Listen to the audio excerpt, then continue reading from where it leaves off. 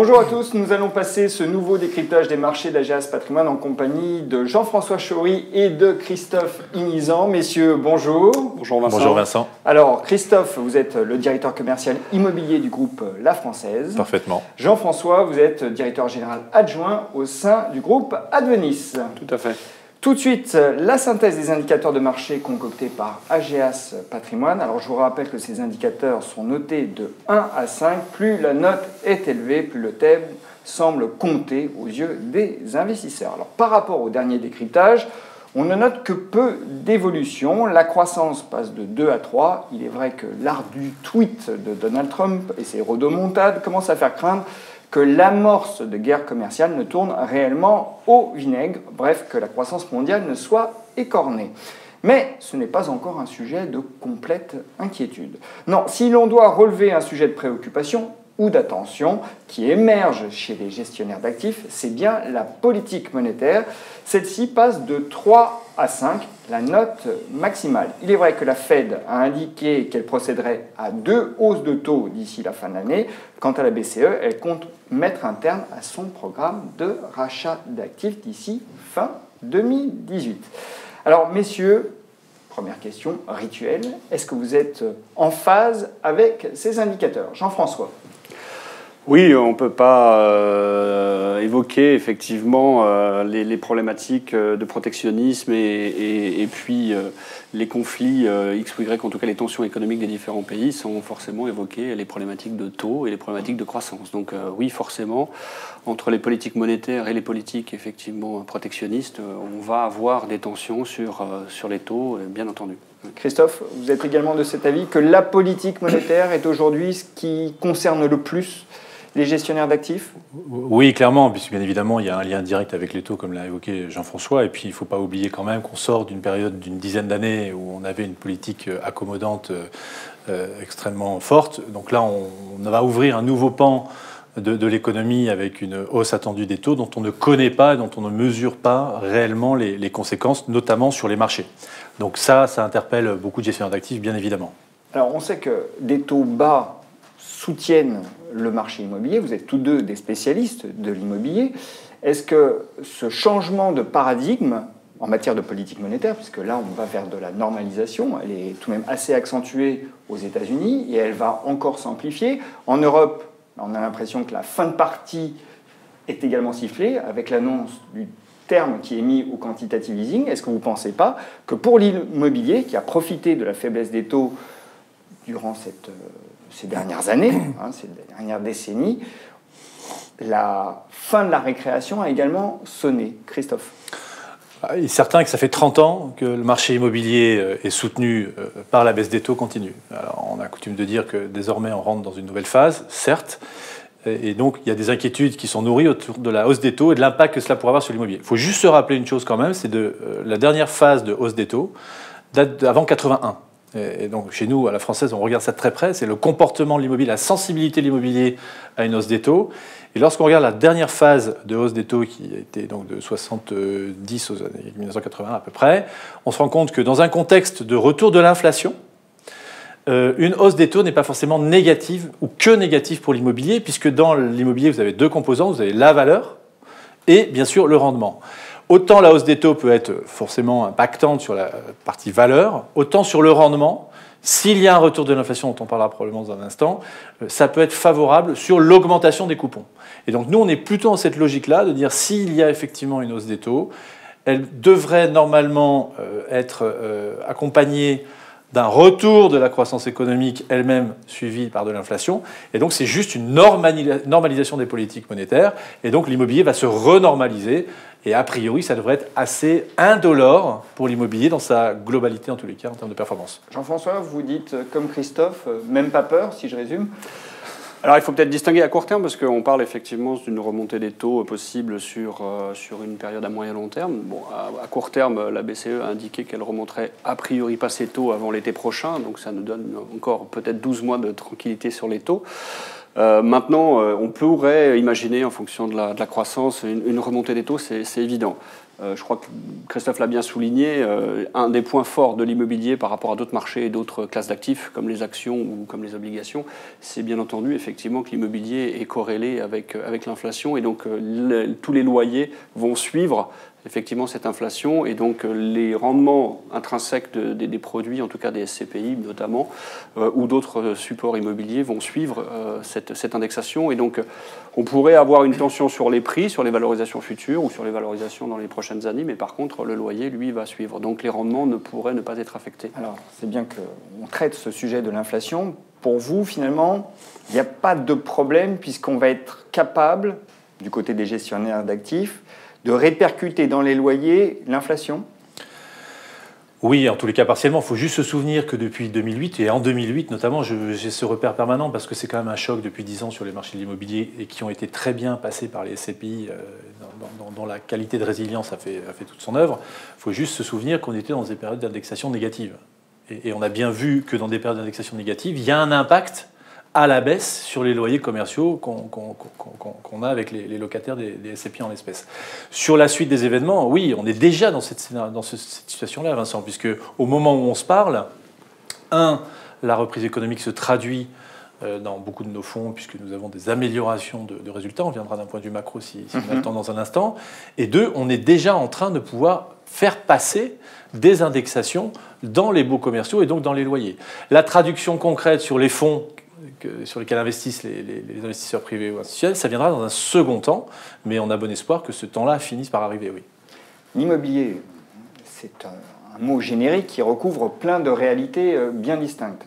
Alors, quand on parle d'immobilier d'investissement, on parle d'immobilier de bureau, d'immobilier commercial, de collectivité, enfin d'entrepôt, d'immobilier de collectivité. Bon, comment se comportent ces différents marchés aujourd'hui?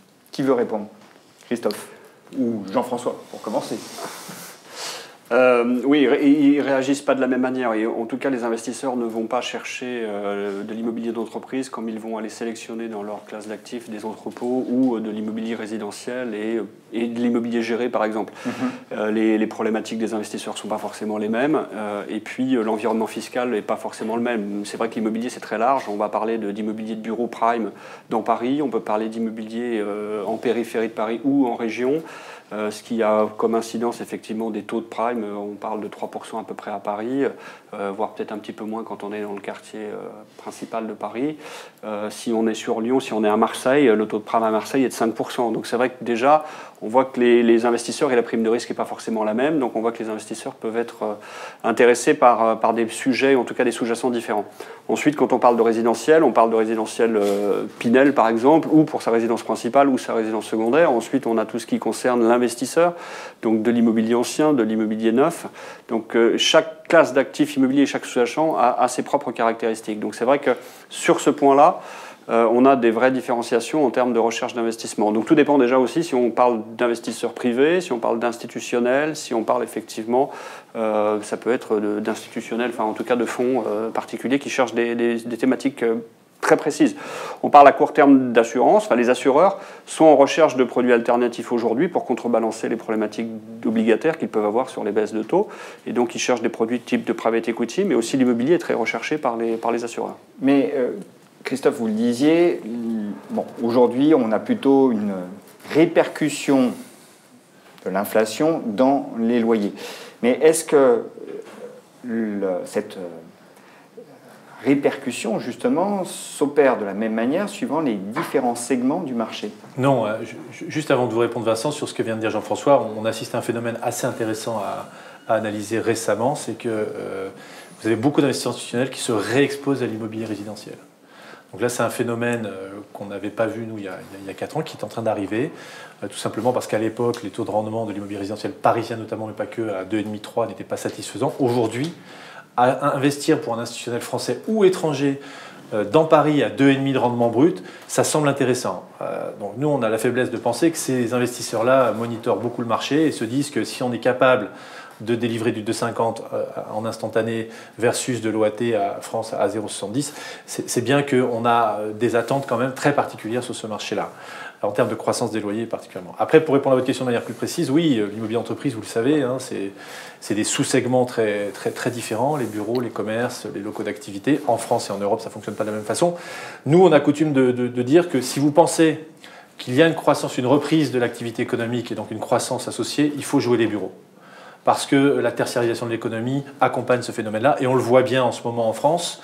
On pensait que la tertiarisation de l'économie était achevée, la demande placée a repris très fortement. Donc, le fléchissement des indicateurs avancés un peu partout en zone euro ne vous fait pas peur justement parce que ça dénote un ralentissement? Oui, certes, mais il y a une inertie très forte dans l'immobilier comme vous le savez. Donc ces indicateurs-là, ils doivent se confirmer, ils doivent être confirmés, on verra à la fin de l'année, et on ne peut pas juger à l'aune des 2 derniers mois, c'est un peu court comme cycle d'analyse. On verra à la fin de l'année en instantané, mais au moment où on se parle, en tous les cas, on ne voit pas d'impact concret sur le comportement des entreprises dans leur consommation de bureaux. L'autre élément qu'il faut avoir à l'esprit, c'est que si vous pensez qu'il y a reprise de l'activité économique, vous pensez qu'il va y avoir une reprise de la consommation. Et à ce moment-là, il faut jouer les commerces. Or, sur les commerces, en ce moment, on voit bien que se joue un match dont on n'a pas fini de mesurer les impacts. C'est le e-commerce, c'est le côté disruptif d'entités, de sociétés donc on a moins américaines. De demande Oui, en tous les cas, la demande se déporte. C'est-à-dire que vous avez vu les associations de Google et de Carrefour, Amazon qui va s'allier à Casino de mémoire. Donc on voit bien que le modèle est en train d'évoluer. Donc nous, on est très attentifs à cela parce que ça va impacter la valorisation des commerces qui ont été traditionnellement considérés comme les plus résilients dans l'univers de l'immobilier d'entreprise. Nous, typiquement, quand on joue les e-commerçants, on le fait plutôt désormais soit sur de l'alimentaire de centre-ville, bien évidemment, parce qu'a priori, on va continuer d'en avoir besoin, mais on le fait aussi de manière détournée au travers d'e-commerçants. Je pense notamment à Zalando, qui est un chausseur en ligne, qui lui n'a plus de boutique en centre-ville, enfin n'en a jamais eu d'ailleurs, mais a des bureaux à Berlin, depuis lequel il donc vend ses chaussures en ligne. Donc si on pense qu'il faut jouer la consommation via les commerces, ça peut être aussi fait de manière un petit peu détournée, tel que je viens de l'expliquer. Et enfin, juste pour répondre globalement à votre interrogation, si vous pensez qu'il y a des mouvements sociétaux comme nous à l'œuvre qui sont très importants, je pense au vieillissement de la population, etc., là, ça peut être intéressant de jouer des thématiques liées à ces schémas-là, des SCPI, il y a la santé par exemple, ça peut être des sujets intéressants. Géographiquement, parce que vous avez fait mention de la diversité des marchés européens, géographiquement, où se situent les opportunités sur les marchés que vous couvrez ? Alors nous, on est présent en France et en Allemagne, puisqu'on a aussi une équipe en Allemagne. Clairement, les pays européens ne vont pas fonctionner de la même manière. Quand Christophe évoquait effectivement les flux, soit de l'Internet, soit aussi au niveau des flux, et notamment des mouvements qui peuvent apparaître en termes de recherche de tertiaire, puisqu'on est aussi, nous, très présents sur le tertiaire, enfin on est même essentiellement sur le tertiaire, en termes d'investissement immobilier. Vous avez le Brexit aussi qui est important aussi à rappeler, puisqu'on n'a pas forcément toutes les incidences, on entend pas mal de mouvements potentiels arriver, et donc qui pourraient bénéficier à la France et à l'Allemagne notamment. Ça, je pense que la place de Paris pourrait aussi... Des entreprises qui se rapatent, enfin qui migrent... Voilà, qui pourraient, puisque pour l'instant, il n'y a pas eu de fait majeur, mais en tout cas, voilà, ça fait partie des éléments. La croissance qui n'est pas encore forcément là, mais effectivement, ça peut aussi jouer sur la recherche. Et puis, vous avez des fondamentaux de pays qui ne sont pas les mêmes. Enfin, quand on parle effectivement de faiblesse de la croissance à court terme, en tout cas, sur l'Allemagne et sur la France, puisqu'on a une petite baisse à court terme de la croissance de nos pays, vous n'avez pas les mêmes fondamentaux. Enfin, quand vous parlez de l'Allemagne, on est à moins de 5% de chômage, donc on est pratiquement en situation de plein emploi.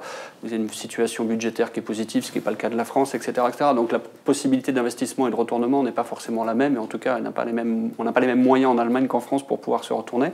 Et donc, nous, on a fait le choix, effectivement, de pousser nos investisseurs à aller vers la diversification et à aller investir en Allemagne. Donc, quand on parlait tout à l'heure de sensibilité tertiaire, il faut savoir qu'en Allemagne, on est à moins de 5% de vacances en termes de tertiaire. Vous avez des villes comme Munich, vous avez des villes comme Francfort où il y a moins de 2%. Donc on a aujourd'hui une tension aussi sur la recherche de locataires qui est assez forte. Et donc on a des investisseurs qui n'ont pas forcément un rendement très élevé en termes de taux, en termes de cap rate, en termes de taux d'investissement, mais par contre avec une visibilité très belle, que ce soit par rapport à la problématique des baux en Allemagne qui n'est pas la même qu'en France, mais aussi par rapport au fait que le marché est très demandeur en Allemagne de bureaux. Christophe, rapidement, sur l'exposition géographique. Oui, nous c'est un mouvement qu'on a opéré il y a déjà quelques années, comme vous le savez, puisqu'on a constitué une équipe sur place, notamment en Allemagne, pas que, mais notamment en Allemagne. On avait également des équipes à Londres, mais pour les raisons de Brexit, bien évidemment, pour le moment, la partie immobilière est mise non pas en stand-by, mais on attend une porte d'entrée sur l'Angleterre. Aujourd'hui, clairement, la diversification géographique des gérants d'immobilier pour compte de tiers que nous sommes est un incontournable. C'est-à-dire que le marché français n'est pas de toute façon assez profond pour encaisser les volumes d'investissement, même s'il reste tout à fait raisonnable à 25 milliards l'année dernière. Donc aujourd'hui, l'ouverture à l'Allemagne, pour un groupe comme la Française, c'est concrètement d'avoir investi depuis 4 ans plus d'1 milliard d'euros. Donc c'est devenu un terrain de jeu incontournable avec le Benelux. Et puis de manière un petit peu plus secondaire, Dublin, parce que bien évidemment le Brexit, comme l'a dit Jean-François, ça va profiter pleinement à la France et au Grand Paris, sur lequel j'espère qu'on viendra dans un instant, mais aussi à Dublin, où il y a des sièges sociaux qui sont déjà implantés. Donc c'est finalement un scénario pour l'Europe continentale qui n'est pas si négatif que cela. Vous décriviez un retournement de la conjoncture. Il y a quand même des forces à l'œuvre aujourd'hui au profit de l'immobilier d'Europe continentale dont on n'a pas encore mesuré toutes les conséquences. Je pense notamment, permettez-moi juste de terminer, sur l'appétence des investisseurs d'Asie pour l'immobilier pan-européen, avec l'Allemagne et la France comme tête de gondole. Alors, je ne voudrais pas vous priver de parler du Grand Paris, mais on est déjà à plus d'un quart d'heure. Donc, si vous voulez faire mention du Grand Paris, il faudra être bref, Christophe. Non, mais c'est juste en écho à ce qu'on s'est dit sur la partie macro, parce qu'on ne peut pas parler d'immobilier en tant que classe d'actifs aujourd'hui en France et en Europe, sans parler du principal projet d'infrastructure dans l'OCDE. Enfin, ça nous semble être un incontournable qui va profiter à tout le monde. Hein, et il nous semble qu'aujourd'hui, pour un investisseur qui cherche à jouer un marché qui va offrir des perspectives de valorisation, on en parlait tout à l'heure, si on a un marché de retournement, il faudra peut-être aller chercher la valeur ailleurs.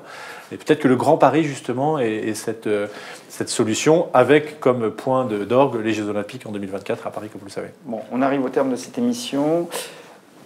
Dernière question que je pose à chacun. En termes d'allocation, on doit consacrer quelle part à l'immobilier aujourd'hui dans un patrimoine? Vaste question, parce que comme on évoquait tout à l'heure, la diversité des sous-jacents, c'est vrai qu'on peut démultiplier peut-être des investissements sur des thématiques différentes, que ce soit sur du tertiaire avec du rendement, sur de l'investissement résidentiel à plus long terme, etc., pour des revenus futurs. Enfin, je crois qu'il ne faut pas oublier l'investisseur et l'intérêt de l'investisseur et son objectif, et aussi son degré de risque sur ces schémas-là. C'est vraiment fonction... Je crois qu'aujourd'hui, ça dépend, voilà, ça dépend du patrimoine. Et je ferai juste la conclusion sur ce point-là, c'est que tout dépend aussi des investisseurs et des pays dans lesquels on investit. Enfin, en France, on aime bien être propriétaire, on aime bien avoir sa résidence principale, sa résidence secondaire, son investissement, etc. Ce qui n'est pas du tout le cas en Allemagne. Ils sont très locataires, c'est pour ça que le marché est 2 fois plus important en termes d'investissement. Donc tout va dépendre effectivement de ses envies. Maintenant, voilà, on a tendance à dire que c'est 50% du patrimoine des Français qui est sur l'immobilier. Donc clairement, c'est une part très importante. Oui, alors voilà, exactement. C'est quand même ça qu'il faut avoir à l'esprit, c'est que les Français sont déjà très exposés à l'immobilier. Après, il y a une tendance quand même nouvelle qui s'est imposée, c'est l'épargne immobilière. Au même titre qu'on a connu il y a une vingtaine d'années l'émergence de l'épargne financière, aujourd'hui on voit émerger l'épargne immobilière. Et l'épargne immobilière et des taux de rendement qui sont autour de 4%, bien évidemment, a toute sa place dans le patrimoine des investisseurs. Quant à dire la quote-part, bien évidemment, ça je laisse le soin à nos conseillers en gestion de patrimoine bien aimés de faire les allocations idoines. Je me doutais de cette réponse. Mais juste pour conclure, quand on regarde encore aujourd'hui, même avec une remontée des taux potentiels, on a des rendements moyens qui sont de l'ordre de 4,5% à peu près sur de l'immobilier tertiaire. Ça peut être un petit peu moins sur le résidentiel. Et quand on regarde les taux d'obligataires, les taux de monétaires qui peuvent être négatifs, l'immobilier a encore de beaux jours devant lui. Messieurs, merci. Merci. Merci.